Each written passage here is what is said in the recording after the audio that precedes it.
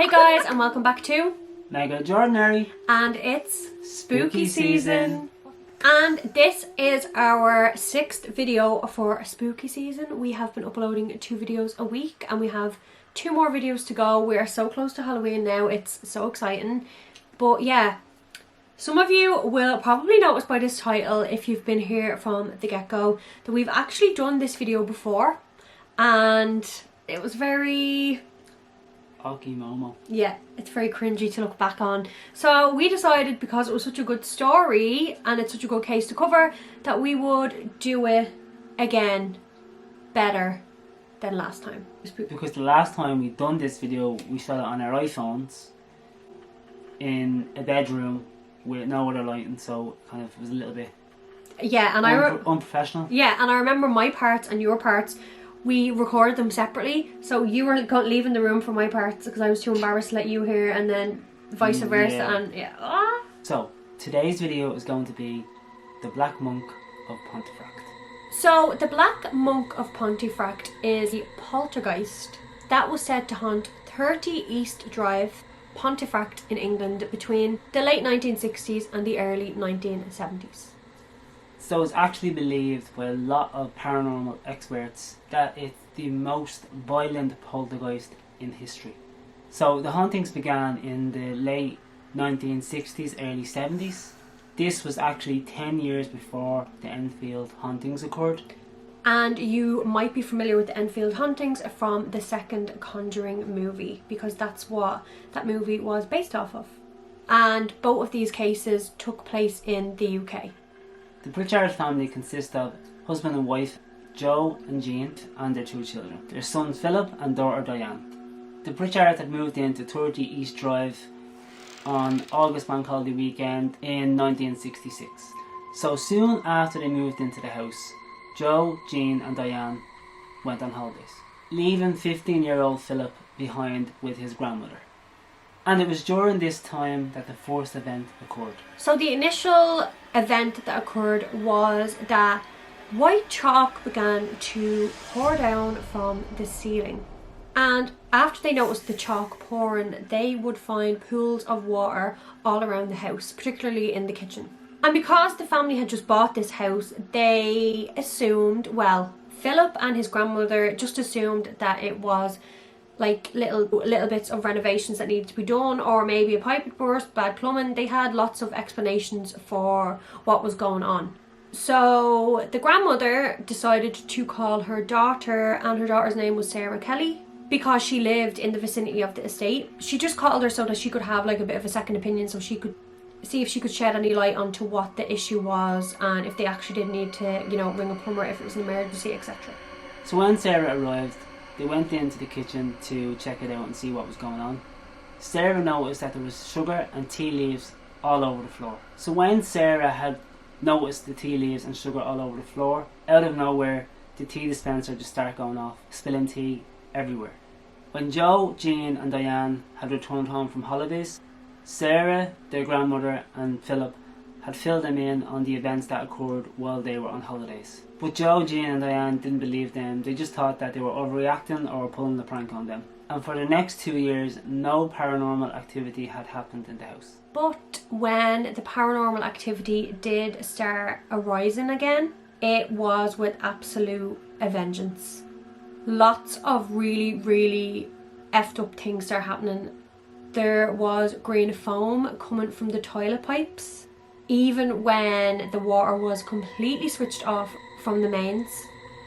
Pictures that were hanging up around the house, be it of art paintings or of family photographs, were all destroyed, and it looked like they had been slashed with a knife. Then they would also fly off the wall in midair, and other objects around the house would be, you know, thrown in midair with nobody around them. And this is the weirdest thing, I think.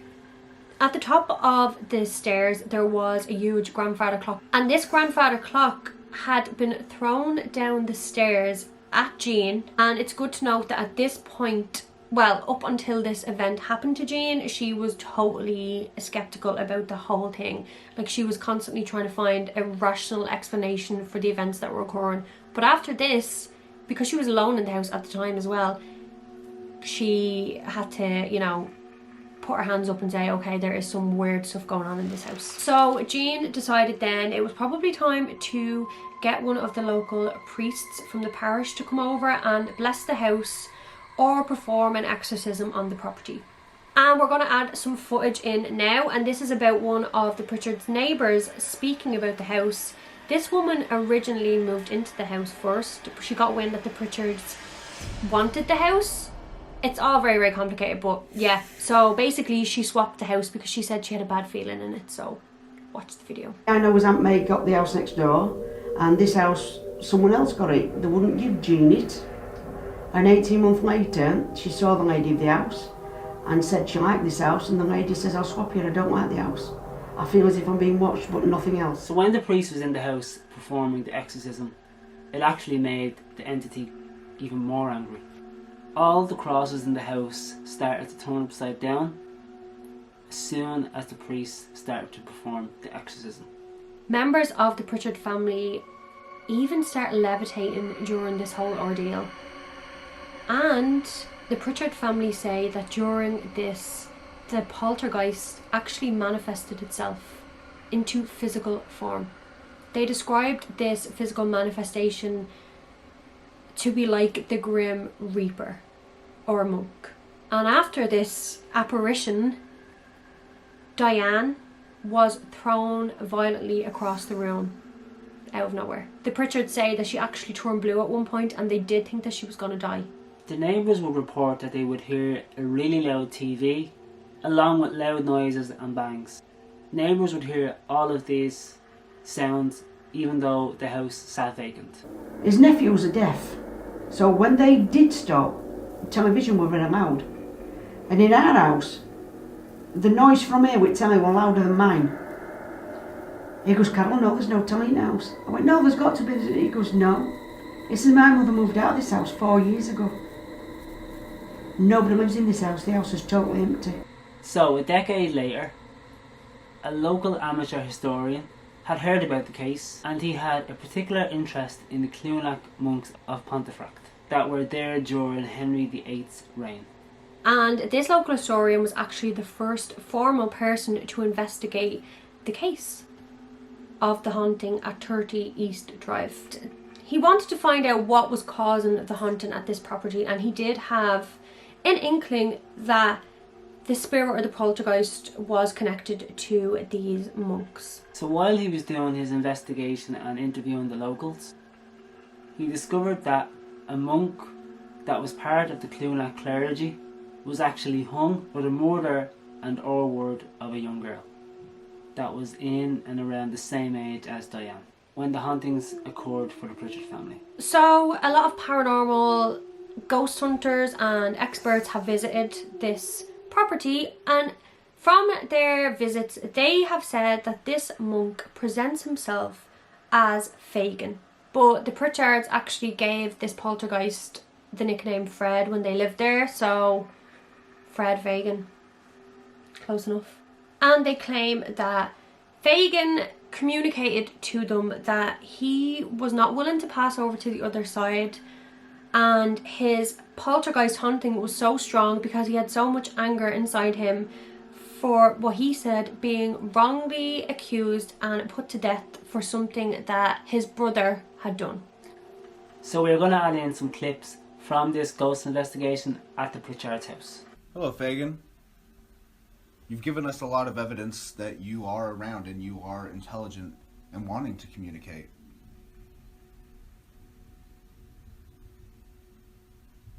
Do you want any of us to get out of the house, though?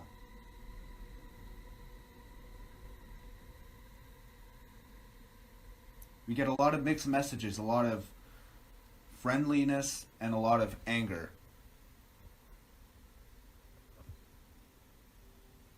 Are you angry or are you happy?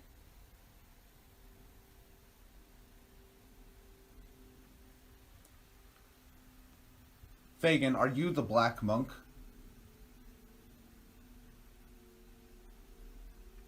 My friend, could you be completely honest and tell me, are you the Black Monk?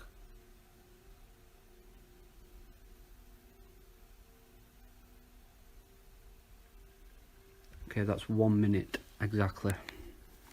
So we'll play this back. Right, I'll start this from the beginning, sorry, alright? Hello, Megan. You've given us a lot of evidence that you are around and you are intelligent and wanting to communicate.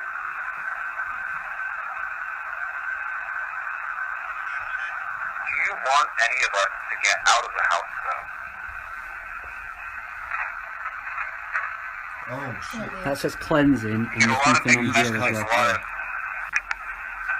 Look, Right, listen, it's about 20 seconds or something, I think. do you want any of us to get out of the house, though?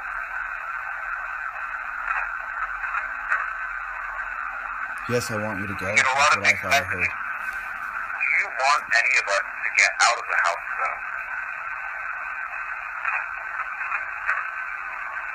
Yes, I want them to go. You get a lot of mixed messages, a lot of friendliness and a lot of anger.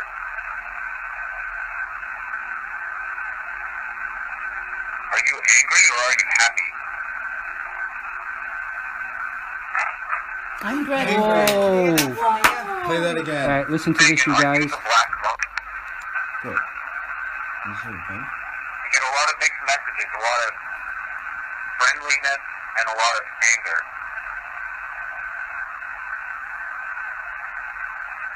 Are you angry or are you happy? A paranormal investigator called Claire Cowell believes that this photo is showing the arm of the monk in his robe, and she claims that this is one of the best photographic evidence ever caught of the Black Monk of Pontefract.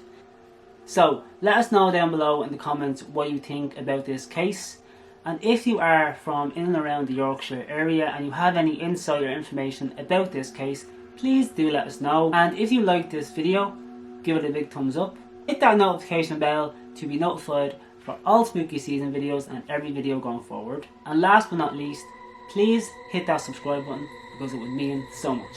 See you all in the next spooky season video. Bye!